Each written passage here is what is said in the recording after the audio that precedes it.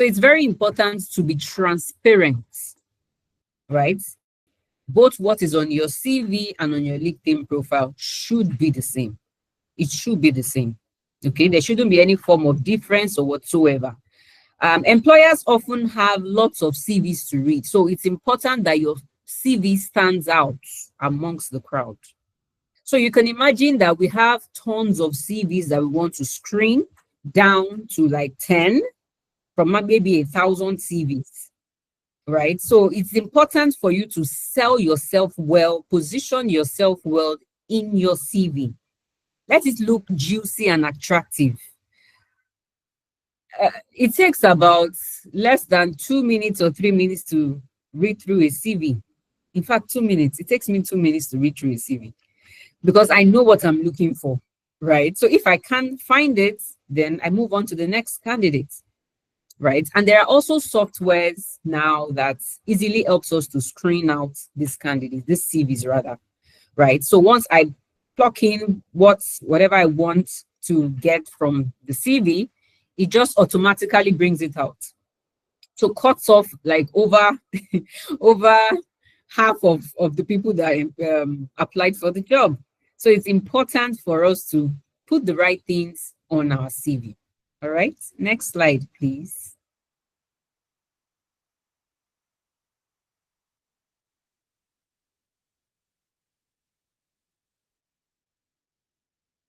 All right, so what are the characteristics of a good CV? What should be on a good CV? Number one is you intend to get the attention of the hiring manager, like I said earlier. So it has to be attractive. It has to be very, very attractive. Show clear career path. Let's see that transition from maybe being a fresh graduate or an HR intern or an intern, and then you transitioned into maybe junior level or middle level role and then senior level role. Let's see that progress. Let's see that career progress, career transitioning, right? Also, portray relevant skills. The skills that are highlighted in the job advert should be what you have, what you possess, and then you pen them down in the CV, okay? Show credibility and competence. Highlight your achievements. So don't tell me that you've worked in 4 places and you have no single achievement whatsoever. Not even 1 or 2 to itemize in your CV. I'm not going to take you seriously. I will move on to the next candidate, right? Because that shows that you just went there to count years, to collect paycheck at the end of the month, and then you didn't impact anything. You didn't add any value to the organization. They only paid you your salary at the end of the month, and that's it. So achievements is very valuable and important for you. Aside the fact that you want to attract hiring managers to your CV, you also want to be bold enough to beat your chest that I did this, I did that while I was in XYZ company, right? So it's for your own benefit as well, for your own personal development and for your own personal growth. That's why it's important to highlight all your achievements on your CV, no matter how small, no matter how minute it is, okay?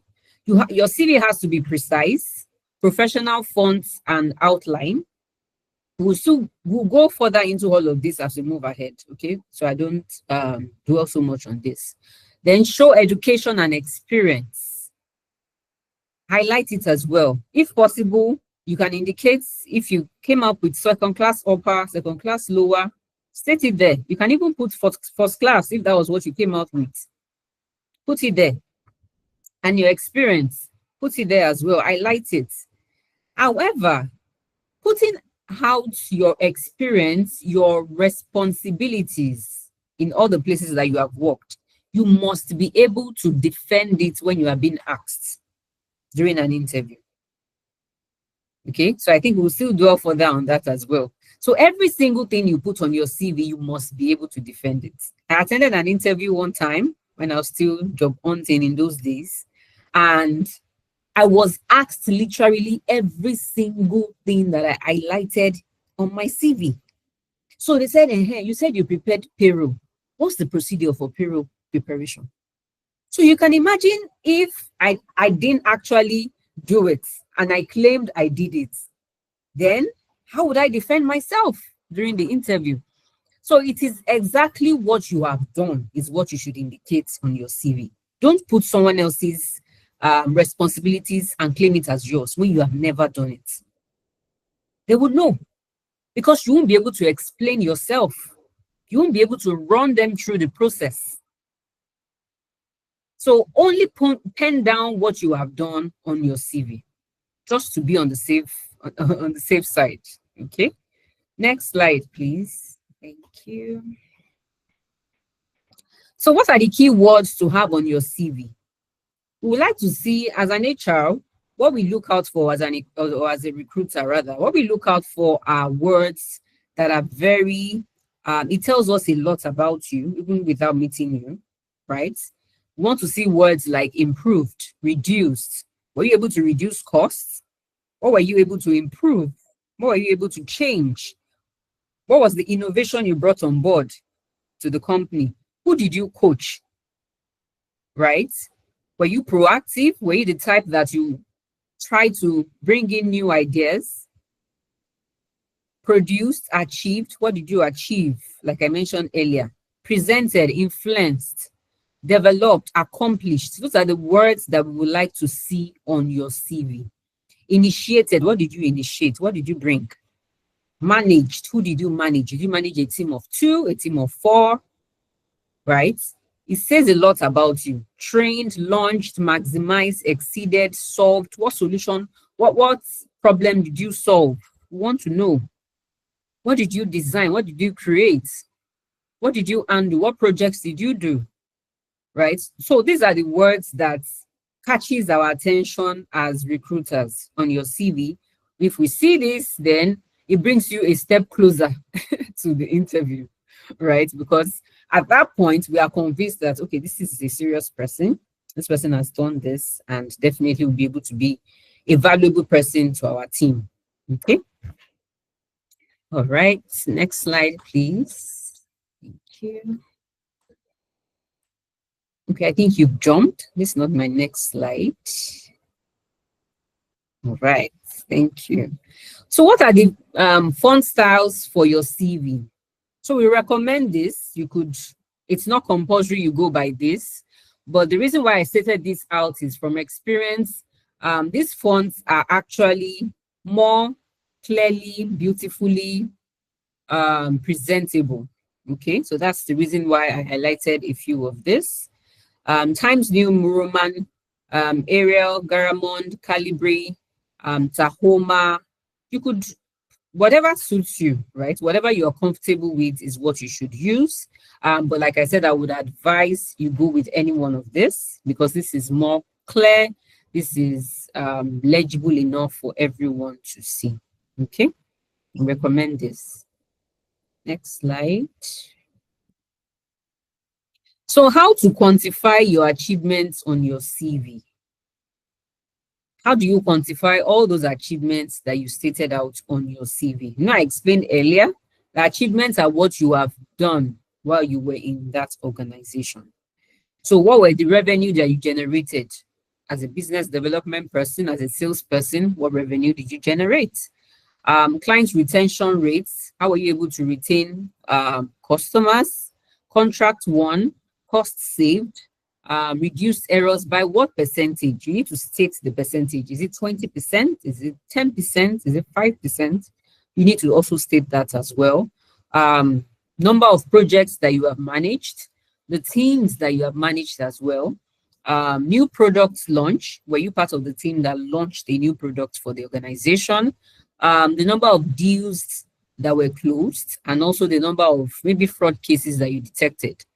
There was an accountant that we recruited for a company a while back. And what attracted me to the person's CV was actually the fact that she said she was able to detect fraud cases that was going on in the account department when she joined. Okay, so that really attracted me to her CV, and then we decided to call her up for an interview, and she got the job. So like I said, these are what we look out for on CVs, because we have tons of CVs that we're looking at, right? So yours must stand out. And how does it stand out? These are the things that we look out for. These are the tips that we always look out for on CVs. Okay. All right. Next slide, please. Okay.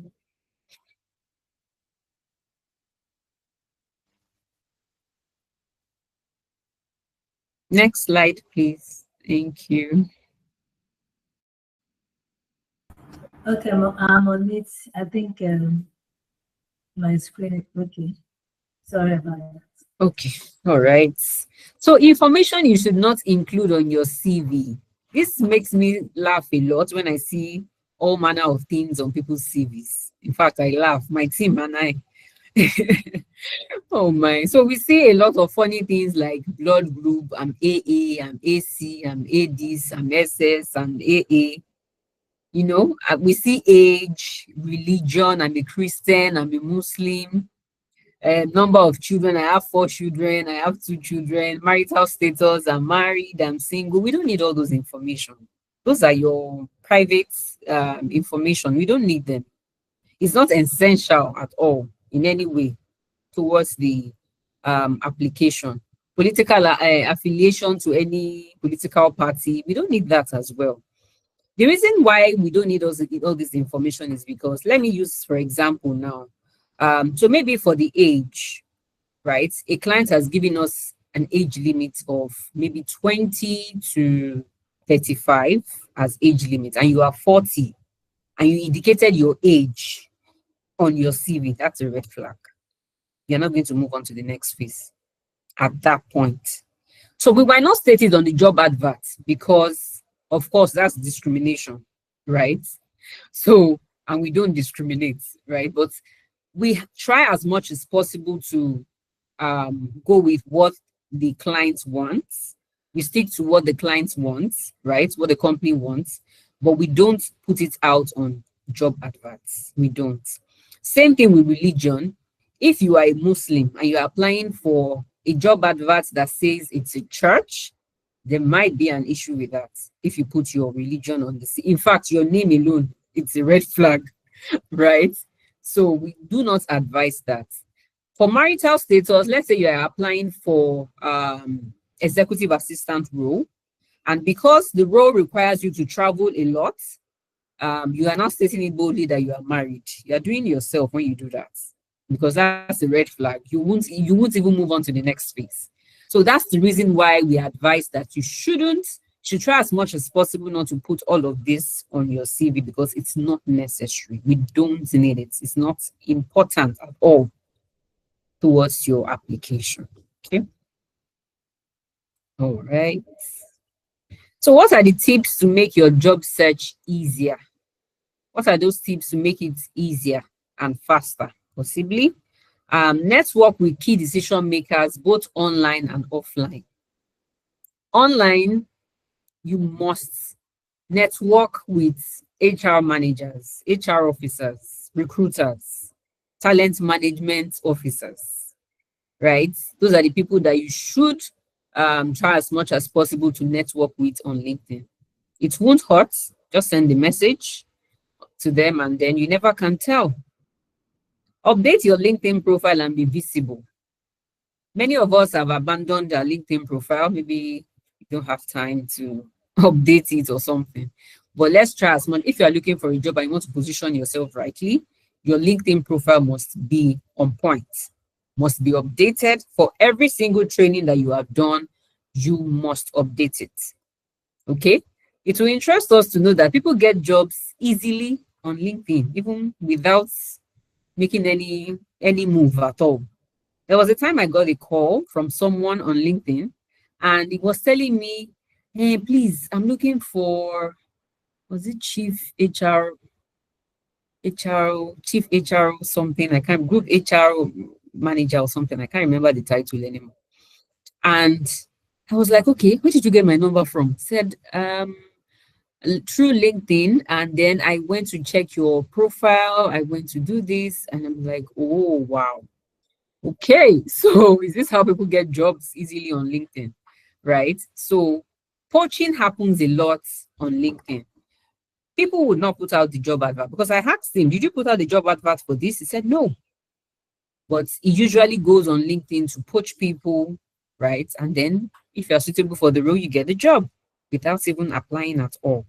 So it's important for us to keep our LinkedIn profile um, good enough, presentable enough for HR or recruiting managers to get in touch with you. Okay.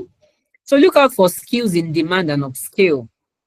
For every industry that you belong to, you must ensure that you are keeping abreast of what is happening in your industry from time to time, because the world is evolving, the world is changing, and you have to up your game, right? You have to up your game, and it's quite competitive out there. So something must stand you out from the crowd. So it's important for you to always try as much as possible to keep up with what is happening in your industry. Connect with hiring managers, HR consultants, and recruiters online. Engage with their posts and politely tell them you are open. Okay. I see many people putting open to work on their LinkedIn profile, which is good. The disadvantage of that is if you are currently working somewhere and you put open to work, that might send the wrong signal to your boss or to the HR of your company.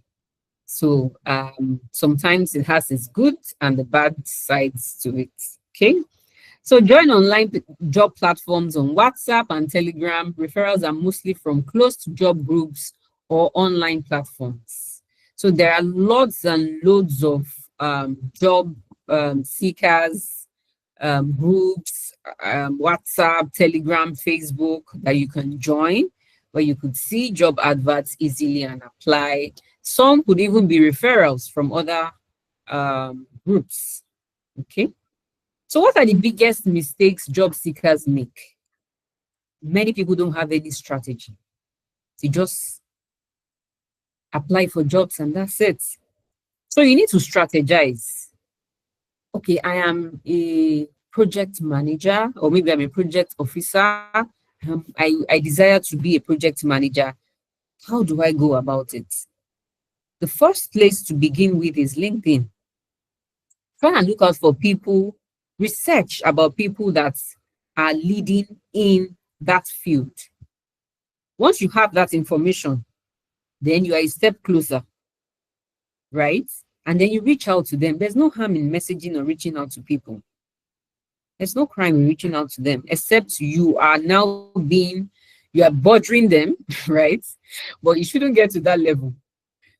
Just reach out to them and tell them, oh, I desire to, to learn from you, from your wealth of experience. And it doesn't hurt. It doesn't hurt at all. There's no crime in doing that. They will either tell you a yes or a no. It's not, they won't crucify you for that. So applying to jobs that has been filled. Okay. So when you see a job advert, maybe that has been out for over 2 months or a month, there's a possibility that that role might have been filled. So there's no point applying for those kind of job adverts, except you have an insider, you have a first-hand information that the job is still very open, then you can go ahead to apply. You are not upskilling. Like I said earlier, you need to up your game, know what's happening in your industry. Focus on degrees and less on skills. So these days, we recruiters, we no longer focus on you having first class from first degree, or maybe merits from masters. That's not enough. It's not enough anymore. Even the years of experience now is not enough anymore. We want to know what are the skills, what are the soft skills that you have that you're bringing to the table. That's what we want to know, right? Not degrees. It's no longer enough. I think that was working many years ago, but it's no longer enough now. We are actually looking out for those skills that you have, character, competence, and attitude. Those are the things that we look out for. Okay. Using funny email address. I see so many funny email address, and it's it's so funny, right? So let's try as much as possible to keep our email address as simple, as easy as it can be, and not funny names. Okay. Sending your CV without a body or subject of the email is empty. So I see a lot of this happening, especially with Gen Zs, right? When you are applying for a role, ensure that you put something in the body of the email. Don't leave it blank, because the person you are sending it to will just probably delete it and move on to the next applicant. Even if it's an automated response, it won't get to the hiring manager. Trust me, it's going to the recycle bin. That's where it goes. So let's try as much as possible to put a title there and a body. Okay. Sending out generic CVs instead of tailoring your CV to suit each role. I see a lot of this happening. So if you're applying for a particular role, make sure your CV is tailored into that role or position that you applied for. Okay. Don't use the same CV that you used in applying for executive assistant, and then you want to use that same CV to apply for HR officer. It's different. It's different. Okay.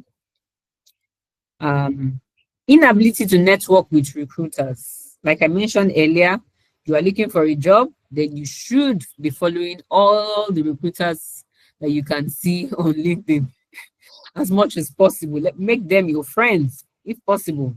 Okay. Because they would link you up. If they can't help you, they will know someone, one of their colleagues who is hiring, and they will link you up. Okay. So when the hiring manager does a random check and discover you are an online bully on social media. So we do this a lot sometimes. If our clients request that we do this, we go ahead to ask you for your social media handle, Instagram. We want to know the kind of person you are. Maybe you're applying for a position in a church, for example. We would like to know who you are outside work. Okay, are you the same person you claim to be? Right. So we would like to know all of that. Okay, next slide, please. Thank you. Have you been applying for jobs yet no call for interviews? Yeah, so this has happened to me as well. So it's not it's not new. It's not new. So this happens a lot to quite a number of people when you keep applying for jobs, and you get no feedback, not even one. So these are the reasons why you might not have been called. Your CV doesn't highlight your skills or competencies and accomplishments, what you have achieved. Okay, it is also not tailored to suit the role. Maybe there are typographical errors, could also be a factor. So for me, when I see a lot of errors, typographical errors on your CV, that's a no-no for me. That's a red flag. I wouldn't even call you for an interview. I wouldn't. Because when you are putting your CV together, you should ensure that you look at it thoroughly and give someone else to help you also vet it and look at it. A second eye. Because you are the one that put it together. You might not see some things, but when someone else reads it, they will see it. So it's advisable to always get someone to proofread your work. Okay? To help you proofread your work. And also, you may be applying to the wrong jobs that do not match your skill set, qualification, and experience. Right? So I mentioned earlier that we're recruiting for a social media video editor, remote work. And I was seeing office assistants, cleaners applying for the job, teachers also applying for the job. But they did not in any way on their CV tell me that they have the skills. So let's assume you don't have a formal experience in a workplace, but you don't even have the skills. It wasn't stated on your CV. So how do we reach out to you for the next phase of the recruitment? So those are the kind of things that you don't, those are the reasons why you would never be called for an interview. You would never. It's a no-brainer. Okay, so recruitment was put on hold, maybe due to internal changes. They decide not to put out the job advert anymore, or maybe to look inward and get someone for that role. There are unexplained gaps in your work history. So it's fine to have career gaps. Maybe you decided to um, stay off work for maybe a year, for example, right? It's absolutely fine, but you must be able to explain why. Oh, I decided to take a break from work because I just put to bed. That's a very valid reason. Or I decided to take a break from work because I needed to complete my ICANN. That's a valid reason as well. But we just want to know what you did during that window period. What were you doing? What were you doing? So we need to know. Okay. There are okay, I think I mentioned that earlier. You did not follow lay down job application procedures and instructions. I see a lot of Gen Zs doing this, a lot of it. Instructions are laid down already for you, and you decide to go against it. Okay. So if you're applying for jobs, pay attention, close attention to what is stated on the job advert. Okay, and follow it to the letter. Cross the T's, dot the I's, to everything that you need to do. There is a large talent pool competing for the role. Normalize checking your spam box. Some opportunities like to come hidden so you don't miss out. So a lot of people will say, oh, I didn't see anything. I've not gotten any email, but you didn't bother checking your spam. Some emails go there. Some important emails go there, right? It happens to me a lot as well, right? So let's try as much as possible to check all this and be hopeful as well. Okay, next slide, please. Thank you. So things you must do before your next job interview. What are the things you must do? Number one is to research about the company. I see a lot of people when they are being called for interviews, they don't research about the company. And they give me excuses like, I was so busy at work, I closed by 7 p.m., I got home 9 p.m., and I couldn't do a research about the company. I'm so sorry. I take responsibility for that. That is a red flag, even if you are a fantastic applicant. That's a red flag. It's a big red flag. It shows that you are not interested in what the company does and you're just after getting a higher pay. That's what it means. Research about the role as well. So even if you have experience about the role, still do a bit more research to know exactly what the role is all about, the nitty-gritty of it. Practice basic interview questions. There are lots of interview questions you can get online when you do research. And practice on your own. Practice with your friends, practice in front of a mirror, practice, practice, practice. Prepare for the interview day and show up. So we send out job interview invitations to people and they don't show up. Some would acknowledge and tell you, oh, I have confirmed the availability, but they never show up for some reason.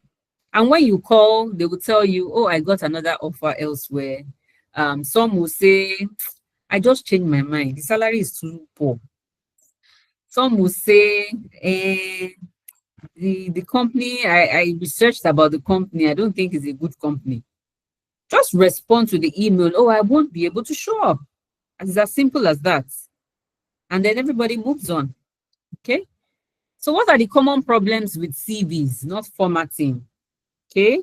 Make sure your CV is justified. Okay. Grammar is on point. Don't load it with too much information. There was a time I saw a CV of 8 pages. I think the highest I've seen so far is 12 pages. And I'm like, is this a project or what? What's happening here? Right?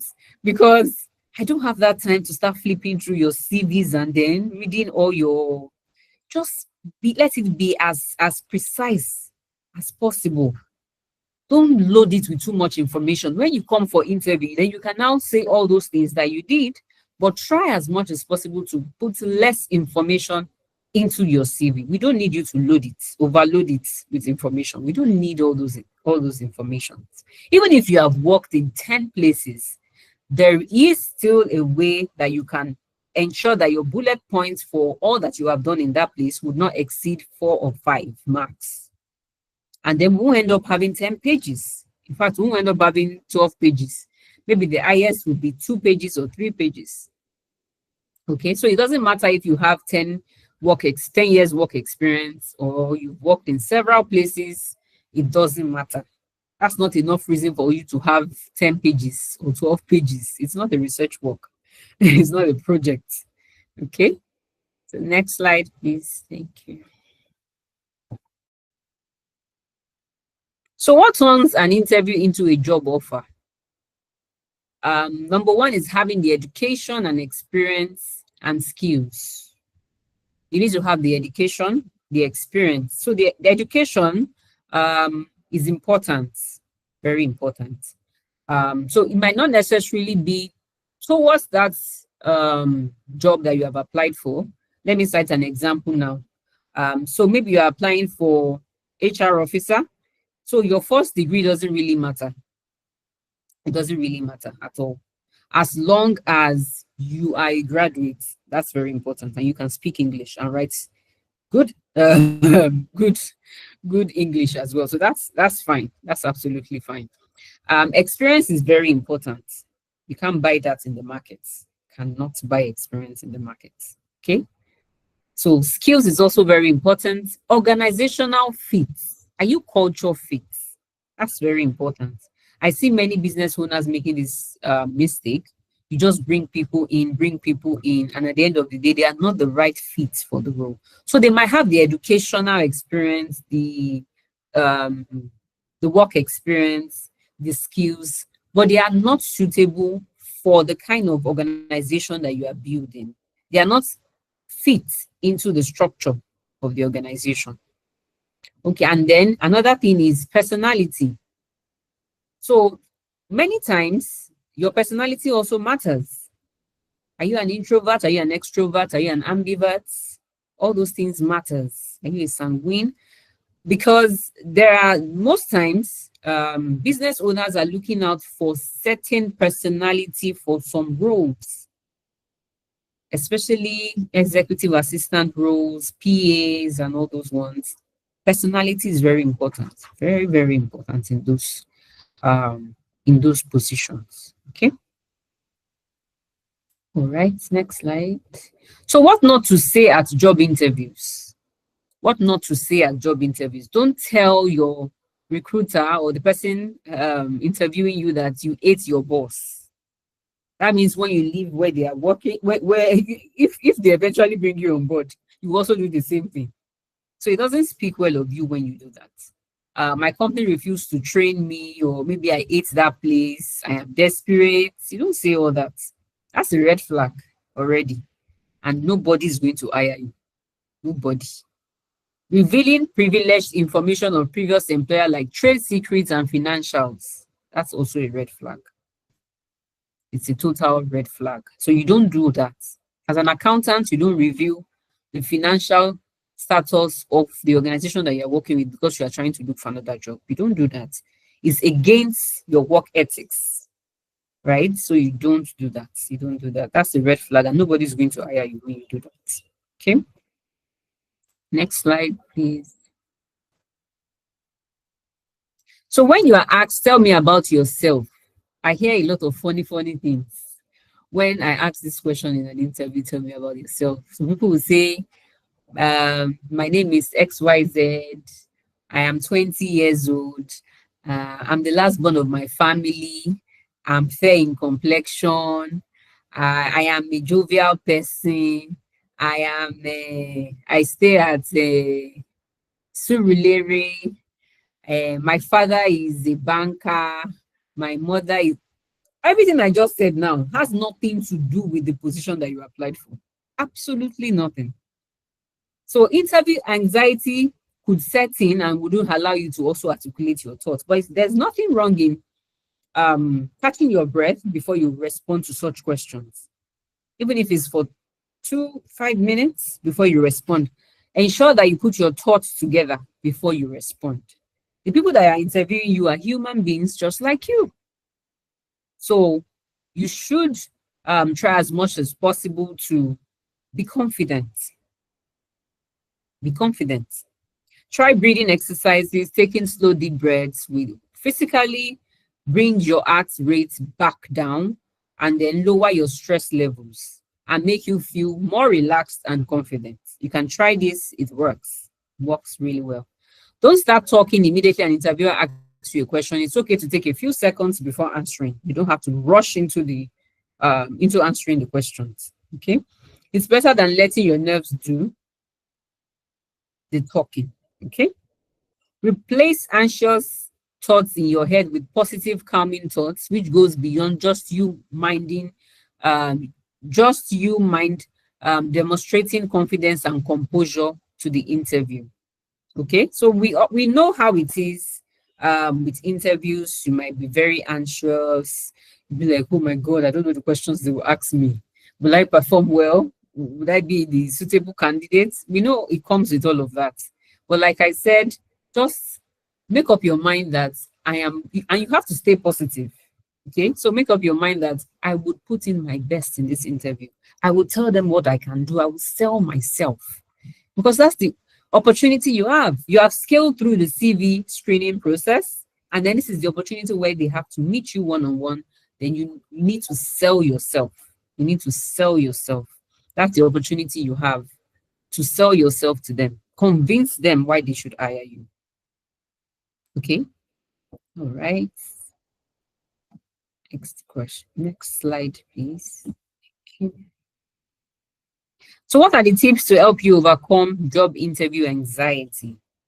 Interviews are humans like you, not aliens. I said this earlier. The worst that could happen is a no and not a death sentence. Okay, every job interview is a two-way street. So as they are assessing you, you are also assessing them as well. Okay. Be confident. It's a huge selling point and it covers flaws. Do proper research about the role and company, and it will help you speak confidently. When you know, like I said earlier, when you research thoroughly about the company, research thoroughly about the role, you can even message some people working in the organization via LinkedIn. I've done it before, just to have a bit more knowledge about what is required, how their process is, and then those that are nice anyway would tell you, right? They will tell you all that you need to know, and then it makes the recruitment process easier for you to scale through. Okay. And when they tell you no, right, it's not the end of the world. I've received a lot of no's, and those no's made me what? Better. Made me better. It made me a better person. Okay. All right. Next slide, please. So what things do interviewers say that let you know you would get an offer? They ask you if you have any questions very early in the interview. I do this a lot myself. Okay. So the first 5 minutes or 10 minutes in an interview, I know if you are the candidate or not. I can tell whether you are the right candidate or not. So it's advisable for you to compose yourself well, speak well, very important, and be confident. Your profile does not match the requirements. So like I said earlier, some people put so many things on their CVs, they are not what they claim to be. And when they ask them in an interview, they can't defend it. We are still in the process of the interview and meeting. More candidates will get back to you. That's also another sign. Let us get back to you for better opportunity. Your expectations are way too high.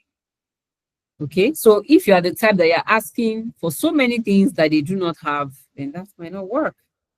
That might not work. Okay. All right. Next slide, please. Thank you. So what are the ways to deal with job rejection? Don't take it personal. It's not the end of the world. It's not the end of the world. Don't take it personal. Like I said, it's a no. You can't get this job. And that no is redirecting you to be a better person. Okay? So it's not the end of the world. Don't take it personal. Don't think they hate you, but you are not just the right person for the organization.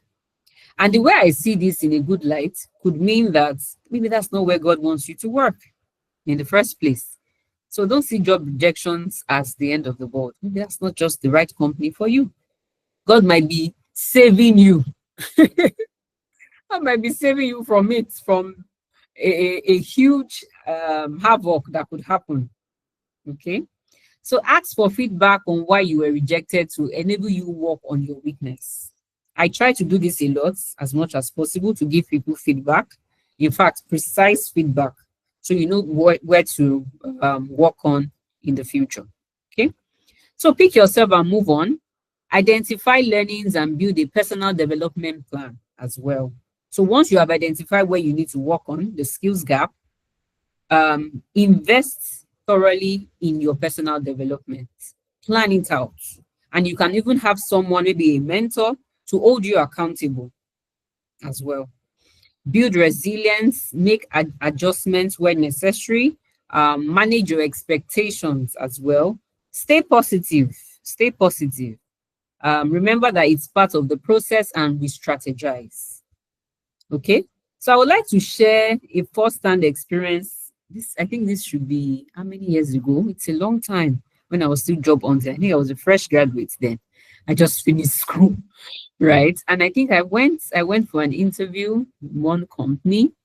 I'd scaled through all the phases. This was the very last phase. And I think we were just down to two. We're shortlisted down to two. And I was interviewed. But for some reason, the HR said, "Oh, you're not suitable for the role. We prefer the other lady that we met before you." In fact, he was telling me right there and there in the interview the reason why they are going for that person and the reason why they are not going to go with me. Da, da, da, da, da.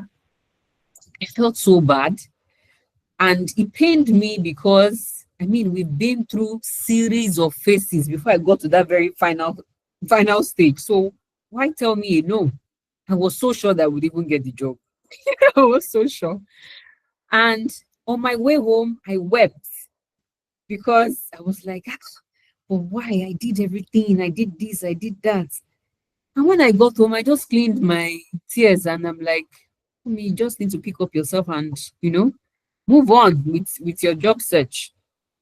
I didn't allow that weigh me down. Yes, it pained me because I put in resources, I put in efforts, right, into getting to the final phase, but I didn't get the job. I didn't, right? But that doesn't mean that I would not get a job anywhere else. But I wasn't just a fit for their company. I wasn't just a fit for their company. Okay, so it's not the end of the world. It's not the end. In fact, they gave me highlights of areas to work on, and which I did. And in a short while, I got another offer elsewhere. So it's not the end of the world. I decided to share that experience so we know that even if we are looking at professionals now, experts now, they've gone through the process before we got to where we are right now, right? We started through a process before getting to where we are. So there is a reason for process. There is a reason for it. It makes you to be a better person. Okay. Effects of job rejection on applicants. Depression. You'll be depressed. Yeah. So it's best for you to snap out of it because you just keep on wallowing in depression. It's not going to lead you anywhere. In fact, it's going to even cause more harm than good to your health as well. So a no in a company is not a no forever. It doesn't mean you are bad. What I would just encourage you is that be willing to take in criticisms, work on those feedback, as long as the criticisms are constructive enough, work on them and do better. Work on them and do better. Self-doubt, avoidance, anxiety, inadequacy, those are the things that happen when you are being rejected. The effects of it. It's real. Some even commit suicide. You'll be like, does that mean I'm not even good enough? Am I that bad? No, you are not. Or maybe you are not just the best fit for their company. You're not just the best fit for their company, and it's not the end of the world. Everybody cannot get a job in a particular company, even if it's KPMG, right? So there is a place for someone somewhere else. That's what you must remember. There's a place for every single person, right? But you are not just the right person for them, unfortunately. And then you move on. You move on from that. You don't dwell so much on it. There's this saying in my language in Yoruba that if you keep looking back, how will you move forward? You can't move forward if you keep looking back. So if you keep looking back at your failures, how would you move ahead to many more greater things ahead of you to achieve? All right. So yeah, that's about that. Next slide, please. Somebody asked the question. I can see the chat box. I will address that after the session. Okay. What makes you stand out as a career professional? Your skills, your competencies, your abilities, your character, okay, your attitude. Those are the things that will speak for you. Reputation and personal brand, your confidence and ability to speak up. If you are the type that you are shy or you're an introvert, read a lot of books on public speaking. It will help you. Trust me, it will help you. Nobody started this journey or one day and then they are now a public speaker, right? Rome was not built in a day. Your network and professionalism is also very important. Okay, so like I said earlier, we recruiters, we check a lot on LinkedIn to know who you are. So your CV is not enough. Even at that, you dig deeper into your LinkedIn profile. Okay, so it's very important for us to work on all of this to be a better person and position yourself rightly for. So even if you are working somewhere, you need to also work on your personal brand. Even if you don't have the desire to change jobs, just position yourself rightly on LinkedIn. You never can tell. Somebody might reach out to you for a deal or a job or something. Okay. So make sure that your personal brand is well positioned. You have a good reputation, good character, good attitude as well. Okay. It's very important. Next slide, please. So what are the reasons why LinkedIn is important for your professional success? I can't overemphasize on that. LinkedIn profile builds a lot of trust. There are times that I will send job interview invitation to candidates and they will check my profile on LinkedIn before accepting the interview invitation. We all know the state of insecurity in the country, so we need to know the company that is recruiting, who is the owner of the company, what do they do, are they genuine, are they fake, what are other people saying about those company. Those are the things that you need to check. You need to be very careful, extra careful as much as possible. Great networking opportunities on LinkedIn. I've met a lot of fantastic people on LinkedIn. I've never met them before physically, but we are really good. We are really good colleagues online. And that's how you build network. Even as a business owner, networking is very important. It's very important. Word of mouth sells faster than you advertising on social media platforms. Word of mouth. Word of mouth sells faster. So you keep yourself up to date on career opportunities. It may be part of a job application process. Some companies do that. It can help you build a personal brand, and then it's a good way to research companies. So easily just check on LinkedIn to know, dig deeper about the kind of company that you're applying to, if they are real, how many employees do they have, is that role presently filled by someone? So that's how you can tell. It helps you demonstrate your knowledge, skills, and expertise as well. So, like I said, I can't overemphasize on the usage of LinkedIn. It's key, it's very important. So look out for companies offering free trainings and certifications, maybe Google, Microsoft, LinkedIn, Coursera, Future Learn. These are quite a number of certifications, free trainings that they offer that you can jump on to build on your personal development. Okay. It's very, very important. Look out for free trainings. There are a lot of free trainings out there, especially on LinkedIn. I've stumble on quite a lot of free trainings on LinkedIn. So please, let's leverage more on the usage of internet. Okay. So thank you so much. Thank you very much. It's a pleasure to be here. Thank you. Thank you. Thank you. Thank you. Thank you so much, Ma. Thank you. Can we please give her of emoji? Let's thank you. Put it in the chat box. Put the thank you in the chat box. Oh, I know. Oh, thank you so much, Ma. You have been so helpful. Okay, we have a number of hands, a couple of hands up. So now we're going into question and answer. So we're going to start with Ayomide. But before we start with Ayomide, please, sorry. Can you please answer Ova's question in the chat box? She asked a question earlier concerning reaching out to for feedback. How can you send a feedback on why you are rejected? Most companies don't reach out at all. Yes. Most companies don't reach out, unfortunately. And let me tell you the reason why we don't reach out, because I'm guilty of it sometimes. So we are bombarded, or maybe working under pressure, right? Bombarded with quite a lot of things to do, and there are lots of candidates we need to send out in feedback to. So what we do is we just send a generic feedback. Oh, you were not successful. However, we'll keep your CV in our database for future purposes or whatever. That's what we do, but we don't send a specific detailed feedback. I do that a few times, maybe if I have one of my team that isn't occupied. But most times, the reason why we don't send feedback is because we are occupied.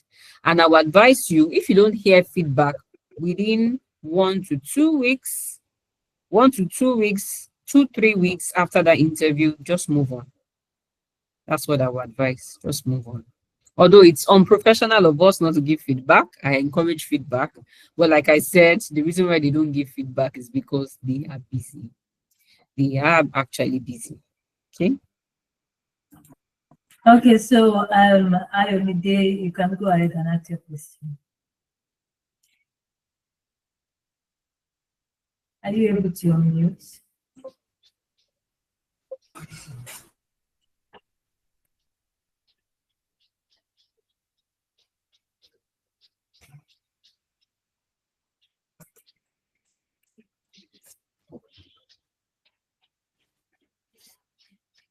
Are you able to unmute, or you're having issues unmuting? Let me know on the chat box.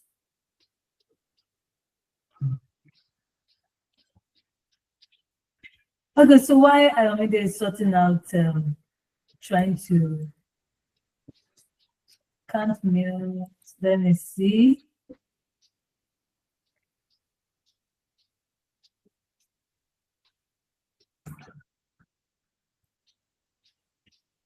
Okay, let me just try and help him to unmute.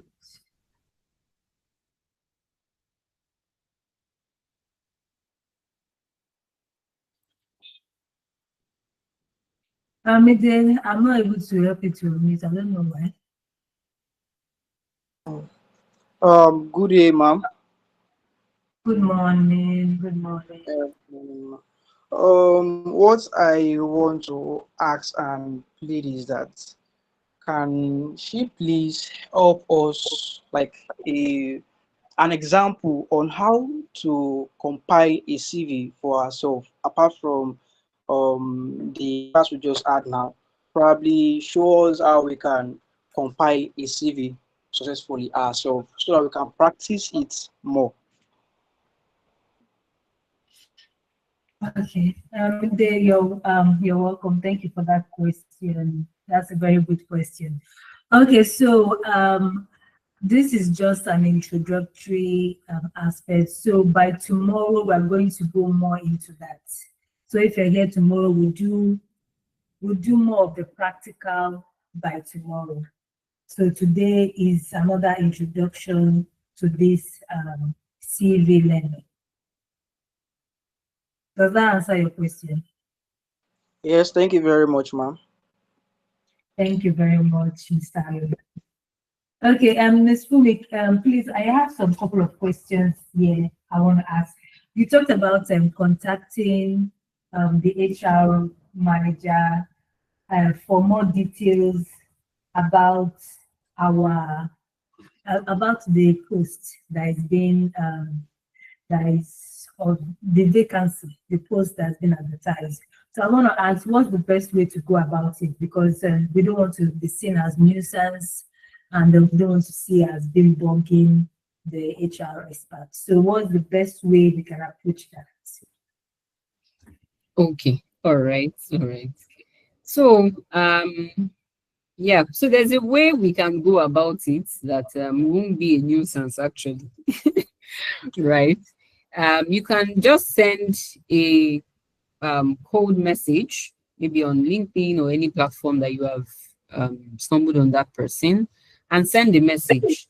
I, for one, I don't know you from Adam. I will respond to your message if you send me a message on LinkedIn. I might not give you all the details that you need, but at least I would respond, give you audience. Okay. But when I notice that you keep sending me messages to questions that I feel you should have the answers, then I might not respond. I might choose not to respond. So try as much as possible to be strategic about it and not be a nuisance. Okay, so when you're asking questions, ask definite questions. Know exactly what you're asking. Okay, and not a question that is irrelevant. All right, so I believe that's the way to go about it. And when you send a message, for example, maybe you sent a message to the person today, and then a few hours after you sent another message, the person might be wondering, am I owing you? And then you send another message at night, at odd hours. I might not respond. I might choose not to respond. So at least give that person some time before you respond again, before you send another message. So you sent a message today, wait till Monday before you send another message. At least give that person enough time to respond, because they have other things that they're also doing with their time. Right? So you also need to put that into consideration as well. Okay. Okay, thank you very much, Ma. That's very insightful. Okay, so another important question I want to ask, I know it will be very beneficial to everyone, is when you go to interview and they ask you how much you want to earn. That is a very dicey question. Please, how do you respond to that without undershooting yourself and overshooting yourself? Great question.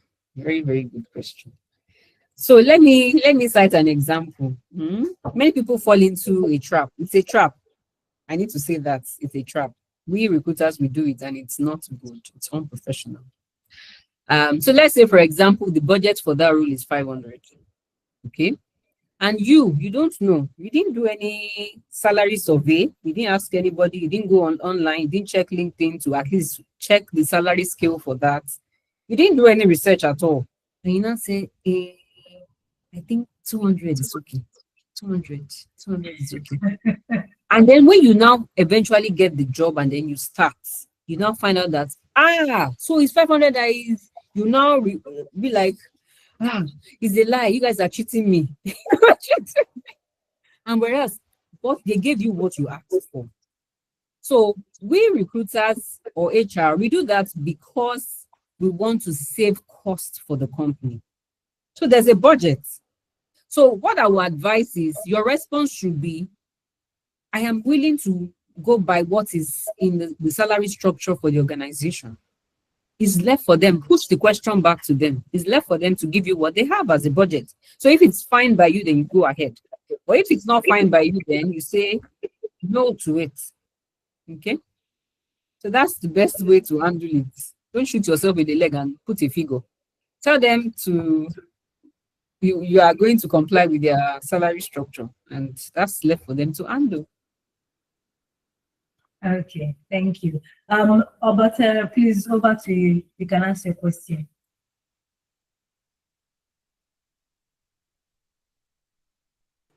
Okay. Good morning, ma. Mhm. All right. My question is on areas of the CV. Most organizations will always ask for experience. Yeah, what about area where a fresh graduate does not have an experience and he want to apply for a particular job or particular let me just say particular job like an accounting.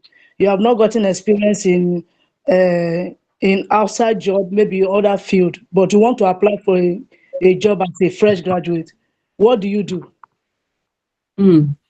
Thank you for that question. Thank Mm. you. Thank you. So this is what I advise. Once you finish school, be willing to volunteer if you haven't gotten any job anywhere. Be willing to volunteer. Volunteer for companies for free. Because at that point, you should be chasing experience and not paycheck and not salary and not money. Money will come. Money will chase after you when you are a valuable person, when you have something to offer.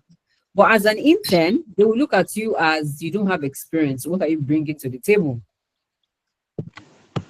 So that's why I said be willing to volunteer. I did it when I finished school. I didn't get a job, but I was willing to take, I think they were even willing to pay me. They started with, I think, 45,000 naira then, back then, 45,000. I accepted it. Was it what I wanted? No, but I was after the experience. And when I gathered the experience I needed in that organization, I think I spent 5 years in that company before I left. Then I could ask for big salaries. I could ask for more money because I had the experience.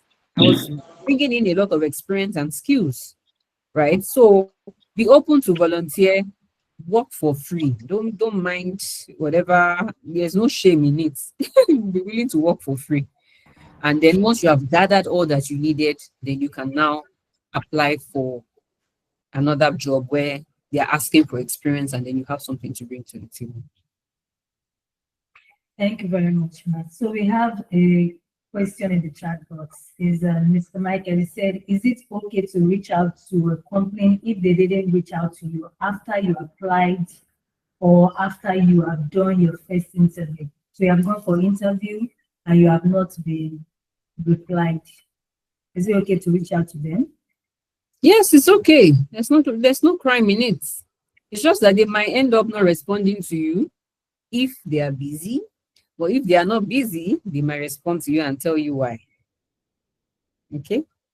Okay, thank you very much. So Temitope is asking, how do you answer this question in an interview? What are your strengths and your weakness? I ask this question a lot in interviews. Okay, so for the strengths, we want to know what you are very good at, what you are bringing to the table. That's where your strength lies, isn't it? Your skills, they are your strengths. Okay.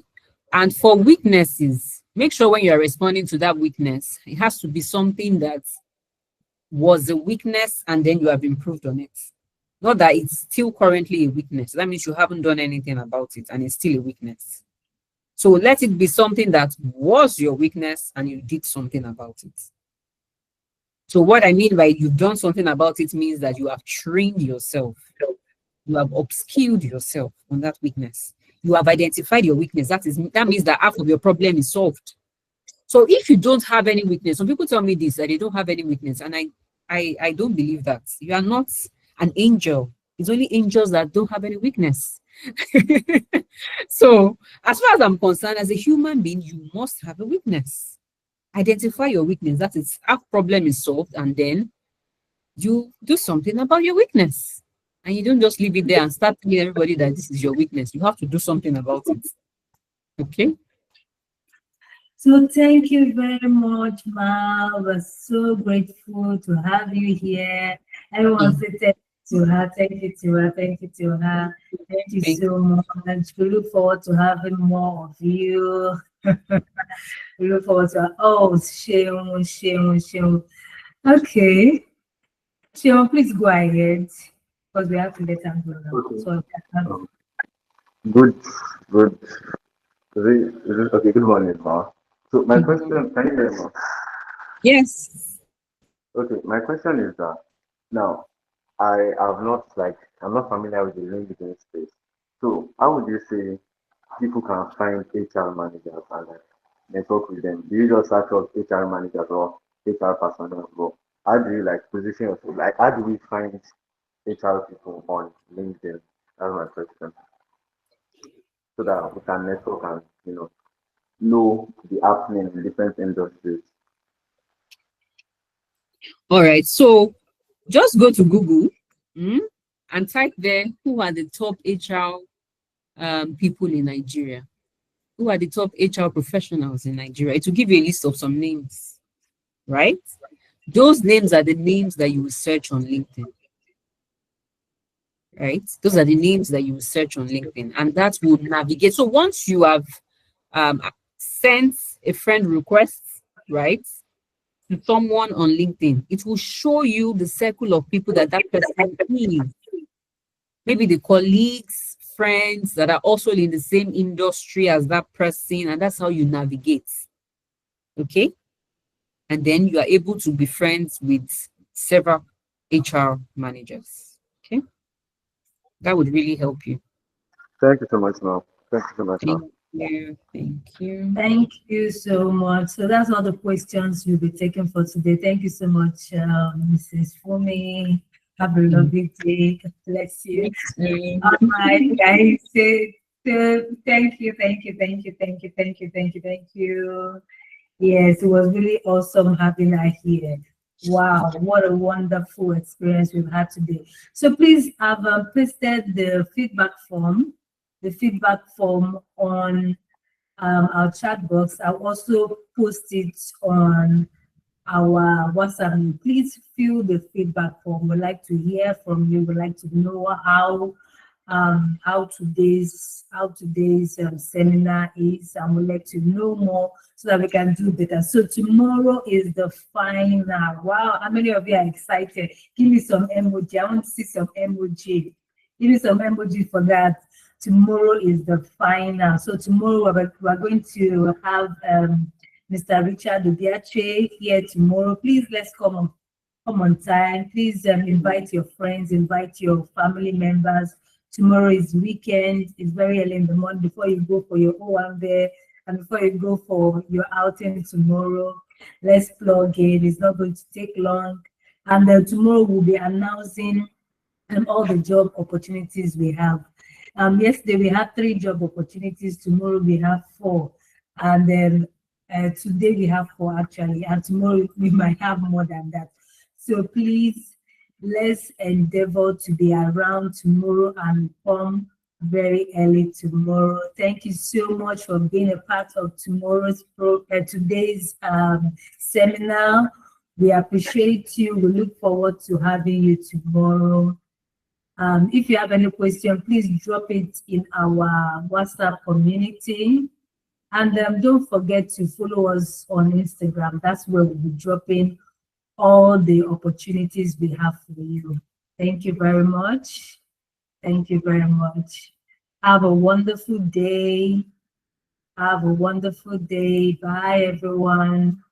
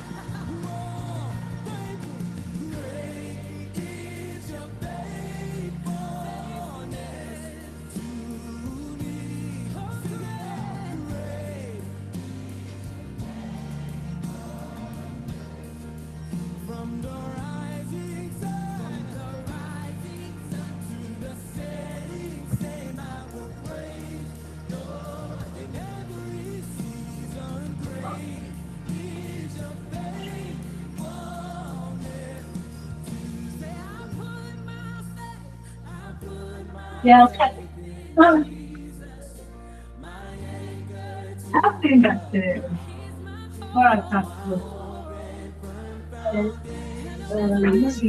kind of no Friday. So she just look for the realistic.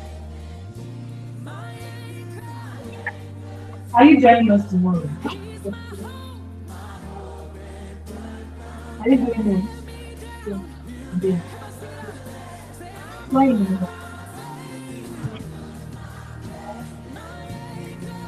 Yes, they are going to the I'm not going to work. You won't go there outside. Come outside. How else do you do?